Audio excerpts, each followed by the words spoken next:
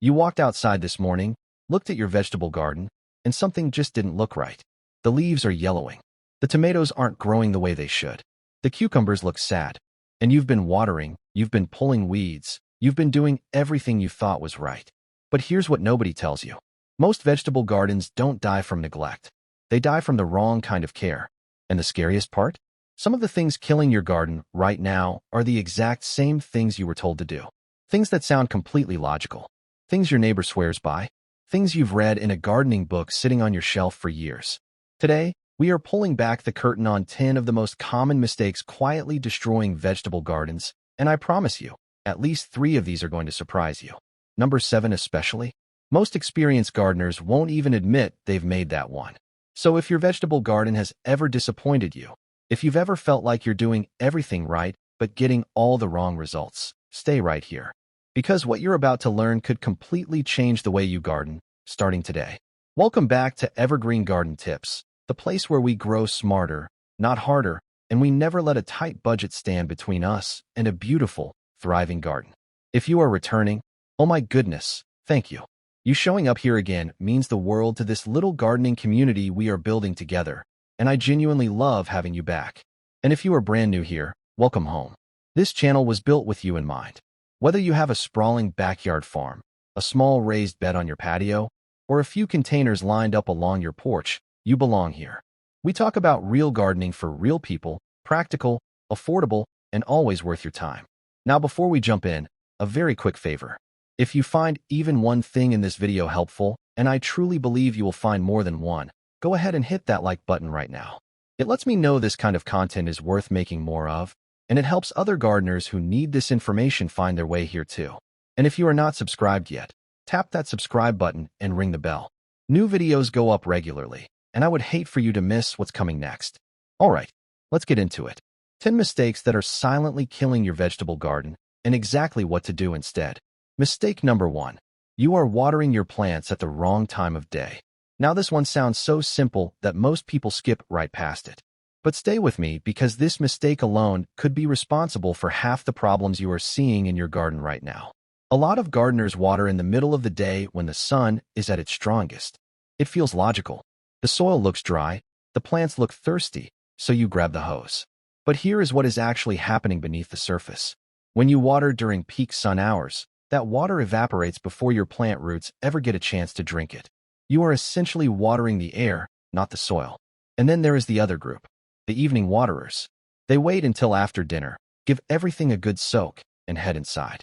This also creates a problem because when water sits on the leaves and soil overnight with no sun to dry it out, it becomes the perfect breeding ground for mold, fungus, and root rot. The sweet spot. Early morning. Water your vegetable garden in the morning, ideally before 9 o'clock. The roots absorb moisture, the leaves dry out naturally as the sun rises, and your plants go into the heat of the day already fully hydrated. That one simple shift can make a dramatic difference in how your garden looks and performs. Mistake number 2. You are planting everything too close together. Oh, this one. This one gets so many gardeners, especially when the seedlings are small and the empty space in the bed looks wasteful. You think, they are tiny right now, I have plenty of room. So you plant them close together.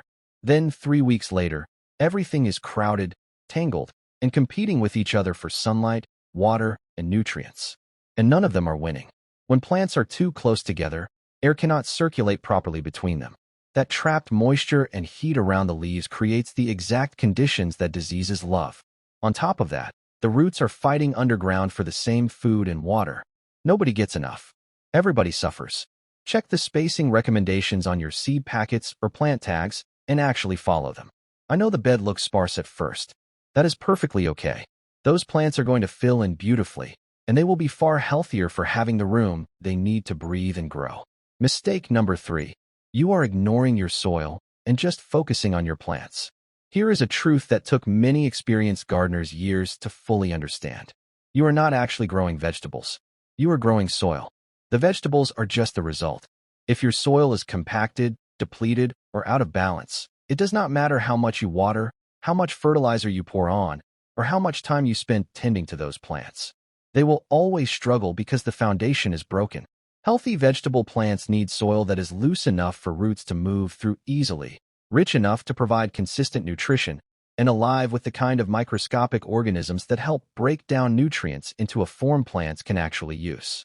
The good news is you do not need expensive products to fix this.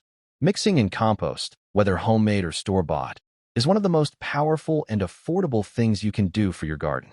Even a simple layer of compost worked into the top few inches of soil before planting season can transform what your garden is capable of producing. Stop looking at just the plant above ground. Start feeding what is happening below it. Mistake number 4. You are over-fertilizing and accidentally burning your plants. More fertilizer means more growth, right? More food means stronger plants. That logic makes complete sense until you see what actually happens when you push it too far. Over-fertilizing, especially with high nitrogen fertilizers, causes something called fertilizer burn. The roots of your plants get chemically stressed, the leaves start to turn brown at the tips and edges, and growth actually slows down or stops completely. In severe cases, it can kill the plant entirely. And the tricky part is that fertilizer burn looks a lot like drought stress or disease. So many gardeners see those brown leaf edges and respond by adding even more fertilizer, which makes the whole situation worse. A light, consistent approach to feeding is almost always better than heavy doses. Read your product labels carefully. When in doubt, use half the recommended amount and see how your plants respond before adding more. Your vegetables do not need to be pushed. They need to be supported. Mistake number 5. You are letting weeds stay too long before pulling them. Nobody enjoys weeding. Absolutely nobody. But here is why letting weeds linger even a little too long is a much bigger problem than it seems. Weeds are ruthless competitors. They are not politely sharing space with your vegetables. They are actively pulling water, nutrients, and sunlight away from your crops every single hour they are in the ground. And the longer they stay, the more established their root systems become, making them harder to remove and more damaging to nearby plants when you do finally pull them. But here's the part that really matters. Most weeds will flower and go to seed if you leave them long enough. And a single weed can produce hundreds or even thousands of seeds that scatter across your entire garden bed. What was one weed this week becomes 100 weeds next month. Pull weeds when they are young and small, ideally before they flower. It takes far less effort at that stage, and you are stopping future problems before they even start. A few minutes of weeding every few days is much easier than hours of hard work once things have gotten out of control. Mistake number 6. You are not paying attention to how much sunlight your garden actually gets. You found what looks like the perfect spot. It gets sun in the morning. You have seen it bathed in golden light. So you planted your tomatoes, your peppers, your cucumbers there. But vegetables, especially fruiting vegetables like those, need 6 to 8 hours of direct sunlight every single day. Not occasional sun. Not partial shade with a few bright moments. Consistent, direct sunlight for the majority of the day. A lot of gardens get beautiful morning sun but then fall into shade from a fence, a tree, or a building by midday. And that midday sun is the strongest and most important for vegetable production. Without it, plants grow tall and leggy as they stretch toward light, they flower less, and they produce very little fruit. Before you plant next season, spend one full day watching how light moves across your chosen spot. Note what time the sun hits it and what time the shade arrives. That simple observation could save you an entire season of disappointing harvests. And real quick, we are halfway through and I hope this is already clicking for you because everything we have covered so far is information most gardening channels gloss right over. If you are watching and nodding along, go ahead and drop a comment below. Tell me which mistake you have been making without even realizing it. I read every single comment and I genuinely love hearing from this community. And if you have not liked this video yet, now is a great time to do that. It truly does help more gardeners find content like this, and that matters to me. Okay, back to it. Mistake number 7. You are watering the leaves instead of the roots. This one ties back to mistake number 1, but it deserves its very own conversation because so many people do this without thinking twice about it. When you water your vegetable garden, where is the water actually going? If you are spraying it over the tops of the plants and letting it shower down across the leaves and stems, you are creating the perfect conditions for fungal disease, leaf spot, blight, and mildew. Water on foliage, especially in warm weather, invites all of those problems almost immediately. Your plant does not drink through its leaves. It drinks through its roots. So the water needs to go to the base of the plant, down into the soil where the roots are searching for it. Try to water low and slow. directing the flow right at the base of each plant. If you use a hose, a watering wand with a gentle setting works beautifully for this. If you are open to a small investment, a simple drip irrigation system or even soaker hoses laid along your rows are incredibly effective and surprisingly affordable. Your leaves stay dry. Your roots get exactly what they need.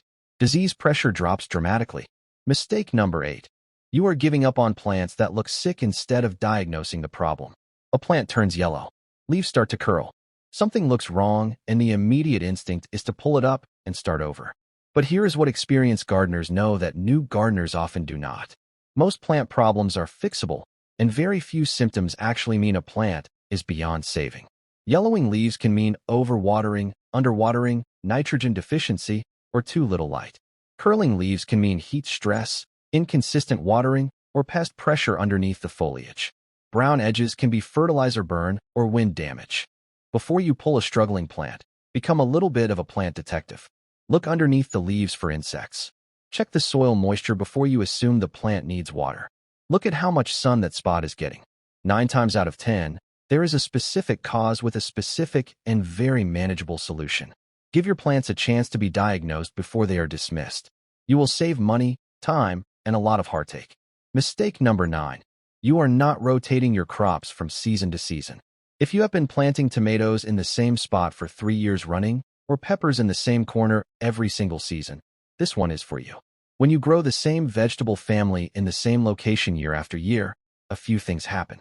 The soil in that spot becomes depleted of the specific nutrients that plant type relies on, and the pests and diseases that target that plant family start to build up in the soil over time, waiting for their favorite host plant to return. Crop rotation simply means moving your vegetable families to a different spot each season. Tomatoes go where the beans were last year. The beans move to where the leafy greens grew. The leafy greens shift to a new section. You do not need a complicated system. Even a simple rotation where nothing grows in the same spot 2 seasons in a row makes a meaningful difference in soil health and pest management. It costs absolutely nothing, and the results over time are remarkable. Mistake number 10. You are gardening by the calendar instead of by the weather. And here we are at number 10, and this might be the most quietly damaging mistake on this entire list. Many gardeners plant on a schedule.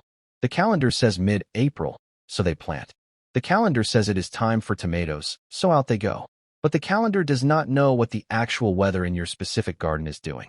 It does not know that your area had an unusually cold spring, or that temperatures are still dropping below freezing at night, or that the soil temperature has not actually warmed up enough for seeds to germinate properly.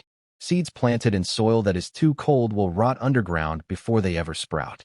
Seedlings set out before the last frost will be shocked or killed overnight. And plants transplanted during a sudden heat wave will struggle to establish roots because all their energy goes towards surviving the heat instead of growing. Learn to garden by observation rather than obligation. Check your local last frost date, but treat it as a guide, not a rule. Feel your soil temperature. If you can, invest in an inexpensive soil thermometer. Watch the extended forecast before you plant. Let the actual conditions in your garden tell you when it is time, not just the date on the wall. So there they are. 10 mistakes that are quietly working against your vegetable garden, and every single one of them is completely fixable. You do not need a bigger budget. You do not need fancy equipment. You just need the right information applied with a little consistency and patience. The garden is always teaching us something. And the fact that you are here, that you stayed all the way through this video, tells me that you are exactly the kind of gardener who is going to take what you learned today and actually use it. I want to hear from you in the comments below. Which of these 10 mistakes hit closest to home for you? Was it the watering timing? The spacing? Maybe the crop rotation one that you had never considered before? Tell me. Start a conversation. This community thrives when we talk to each other. If this video helped you even a little bit, please give it a thumbs up. It genuinely helps this channel reach more gardeners who need this kind of real, practical guidance. And if you are not yet part of the Evergreen Garden Tips family, subscribe right now and turn on your notifications so you never miss what we have coming next. Thank you so much for spending this time with me today. Now get out there, take care of that garden, and remember, growing things is one of the most beautiful gifts you can give yourself. I will see you in the next one. Happy gardening.